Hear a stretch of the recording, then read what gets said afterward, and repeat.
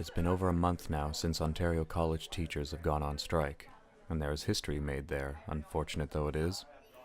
And while it looked as though Premier Kathleen Wynne would at last legislate teachers back to work for this coming Monday, the NDP have stood in the doorway of the students' classrooms in order to ensure some greater victory for teachers and their plight. A fair move, but I have a sneaking suspicion that students may have a different outlook. Canadore College students gathered in their cafeteria yesterday and made for the administrative wing of the college to stand with the Ask to Class movement across Ontario. Before they took to the hallways, the unfortunately small group of perhaps no more than 30 students were granted a classroom as a base of operations and met with Canadore President George Burton.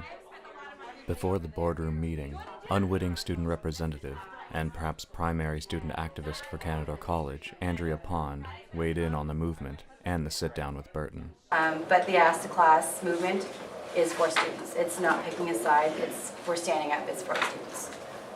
Mr. Burton was in the room. You're going to have a chance to chat with him later. Yes. Were you surprised that he agreed to this?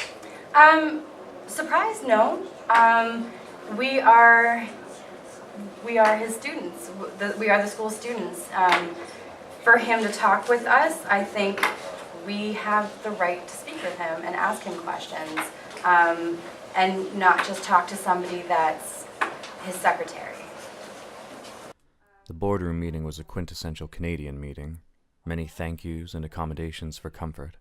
I'm not saying there's anything wrong with that, as I now qualify my own statements, but considering the tensions in the room, I'm surprised by the incredible amount of patience.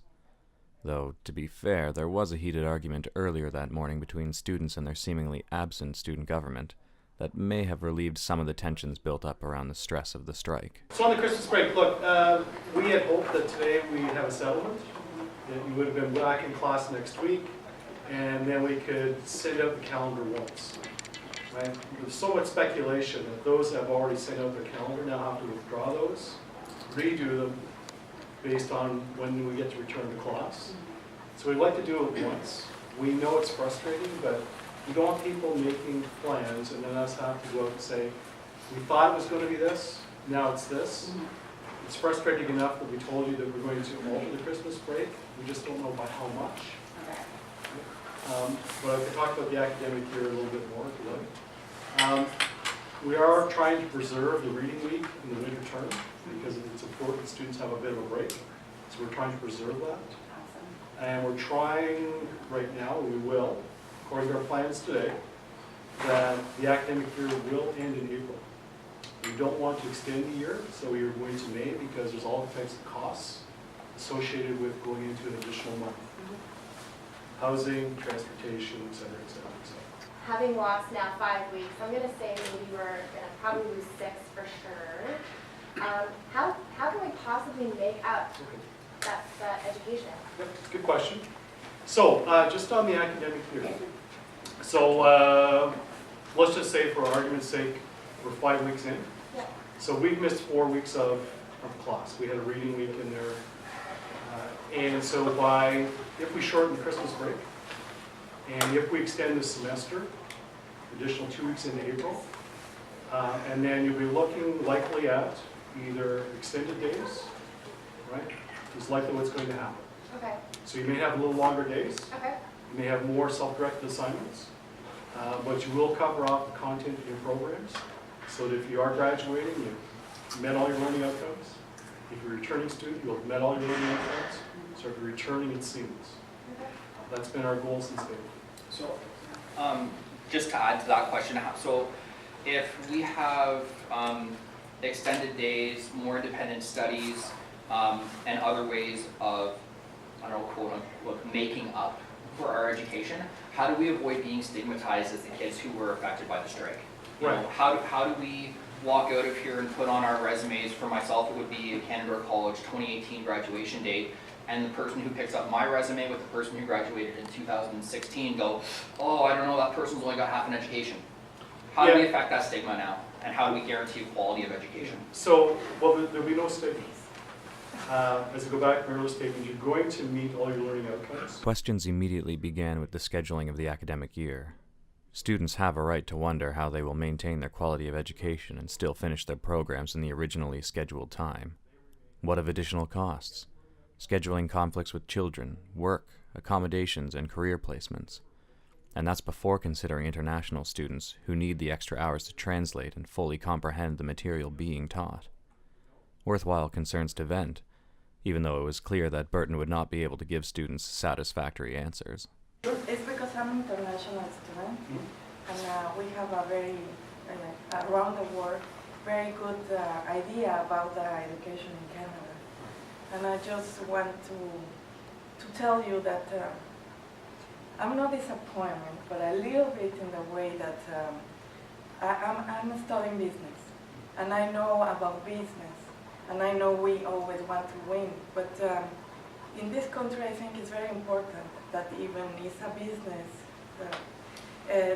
be very important the education, because in a business if you have a good reputation you're going to have more money. And in this case I find that the teacher doesn't have enough. It's more important that win money than the education.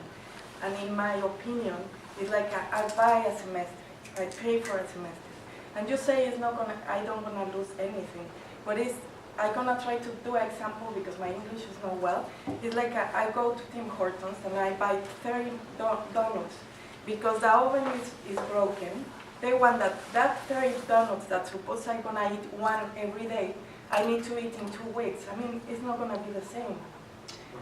And I'm paying a lot of money. I know very international people is concerned about the vacations. It's not my case, because I think my priority is to have a good education. And I have it. And I'm very happy with Canadore. It's only little things that in Canada it's not possible that happen. I mean, you have an incredible good reputation around the world, and I think you need to Yeah, look, first off, nobody wins during a strike. And it does get emotional on all three sides. And you're stuck in it, and you recognize that. And so part of what we have in the country, which makes us a great country to live in, is democracy. And what you're seeing is democracy at its finest and worst all at the same time, right? That people have a right to express opinions, to state their opinions, you to be here today, for faculty to exercise the right to strike, and for management to exercise their rights. That's what makes the country great. There's a cost to that, though, at times, and this is one of those instances. To your hardship, financially, you will complete your program. The majority of the responses from Canadore President George Burton are entrenched in the details to follow category of information. While some students may have been frustrated by this, they cannot be surprised.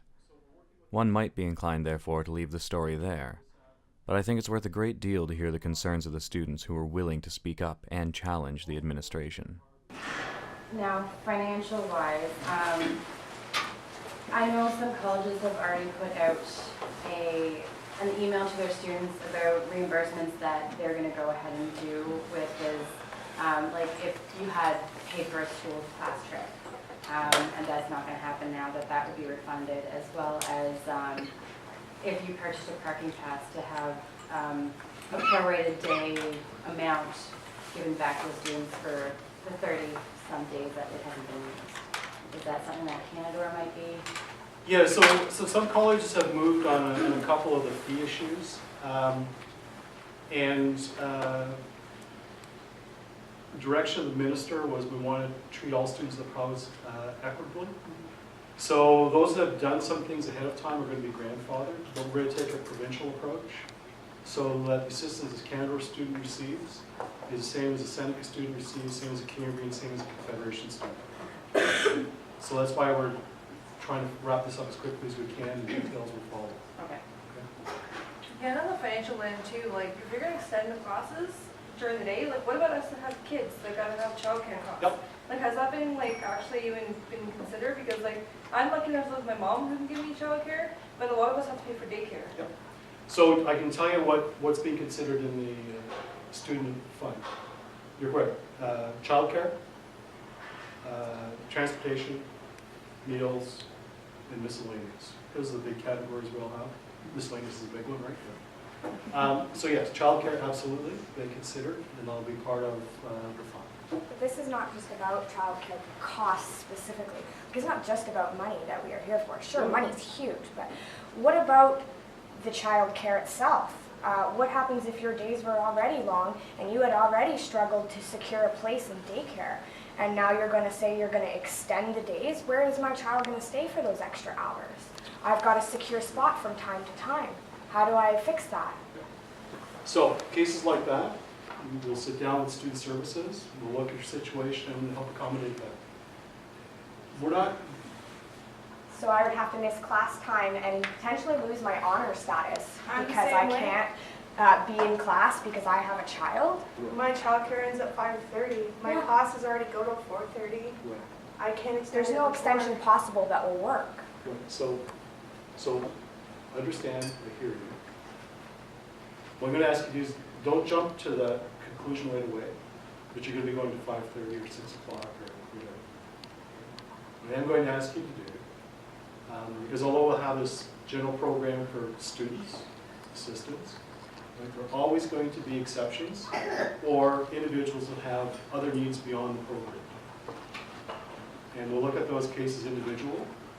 So your case is unique, your child, as is yours. As is yours, the very end. So we'll look at those to ensure that you're not disadvantaged once we return back to class. Is there a possibility we will not be returning to class and that we will have to redo the semester at a later date? Considering we're in our 5th week and there's a possibility we'll move into 6, 7, or 8. There's got to be a moment in which that semester is actually lost and we have the right to redo it instead of get a condensed course. Yeah, I'm not going to speculate on when that time is or if. Our hope is that provincially appointed mediator gets them back at the table this afternoon. The Premier's already announced she'll be meeting with the parties this afternoon at 1:30. I'm hopeful that something comes out of that. There's no plan. Not today or over the weekend. We've got to kind of play that beer. We're not in the room. But we don't have a plan for if not? Like, is there a plan it's set up if it does keep going? Is there something planned? Well, our contingency is on the assumption that the school year is going to be delivered. That's what we work on. We don't work on, we're going to fold the school year. Never, ever, ever. But there's a contingency plan, like, we're already going to week 6, like that, like, we were told, I know Cameron knows this, our coordinator told us, most strikes at Canadore College last 3 or 4 weeks. It's possible to pick up where we left off, for the most part, if it goes for 3 or 4 weeks. Well, now we're going 5 and 6. Like, this is getting to the point where it's getting to that gray area where it's like, where do we call it and say, no, we've missed way too much time, especially some courses that are heavier than others. Like, where do you call it and say, no, we just can't continue, we need to just start over. What about some of the courses at Commerce that are already 11 months? My course is already 11 months. I go to mid-July already. It can't be extended. The only option they have is to cancel it, really, right? That's my future. That's my career. Right? Everyone keeps talking about money. It's not just about money. This is my career. There's no, I'm not contemplating canceling any programs at all. But the extra stress that's added once you condense the program into longer days, that's going to be really hard on a lot of students, especially the ones that do identify as having a mental health issue. I mean, more on that, like, the college health supposed to be out this year, but like everything media, like mental health, mental health, mental health. Well, I know a lot of people that go to Canadore, I know a lot of people that go to college. They all say I have so much anxiety, I'm getting sick. Myself, I've been in the hospital a few times because of panic attacks. Like, where do we draw the line and say, do we actually support mental health for these students or do we not? Because right now we all feel like we're floundering with massive anxiety, going, what's happening, what's going on, no one's telling us anything. And where does the college step in and support the students properly with their mental health issues? George might not know this, but Jessica, the person that was just in the room, she was in the room after George left. So there's information regarding student services, and Jessica is the appropriate person to call. So if you're dealing with any accommodation request, anxiety, stress, that's why Jess came to the room. So there are supports available. Please, when you go back to that room, grab that information. And if you want to stay afterwards, I could bring you down to student services and talk to Jess afterwards. So those supports are available. What about the students that have like learning disabilities? Like a condensed course is very it's stressful, you know, that you got so many things going on. For somebody that's got a learning disability, that just can make them My brother's discouraged. got autism spectrum disorder, and he's like having massive anxiety issues, where he's literally hiding in my basement right now because he's like so stressed out with strike. He went to the word strike, he went to the hills. I will vouch for student services in the fact that they are usually tremendously great at helping with accommodations, so learning disabilities, stress, mental health, things like that. So, And I can vouch for that too. Those They are a services- great service. those services, thankfully, we don't lose when we come back. You can access them, so I will say that. Or now. And they have, The other point I want to make is, you're quite right, not losing those services making that. They'll be enhanced. You also have to remember these services are available to you today. They haven't shut down. And so you can access, if you need mental health services, to Mike's point, please stay after or pick up the information in the room or come back tomorrow. The services have not shut down. They're still operating. So your support network is still here. All in all, many students left feeling thankful that their student government and their college president finally came to light and made themselves open to questions and criticisms. But the number of unknowns that still remain, even now with the proposed legislation of teachers to be back in class, are leaving students all across the province seething, scared, stressed, and stunted. At the very least, college support systems are still functioning and are no longer remaining silent. And thankfully, the students are no longer silent either. And how long are you going to be out here today? We're hoping to go as long as everybody's willing to stay. Anthony Leclerc, Swept Media.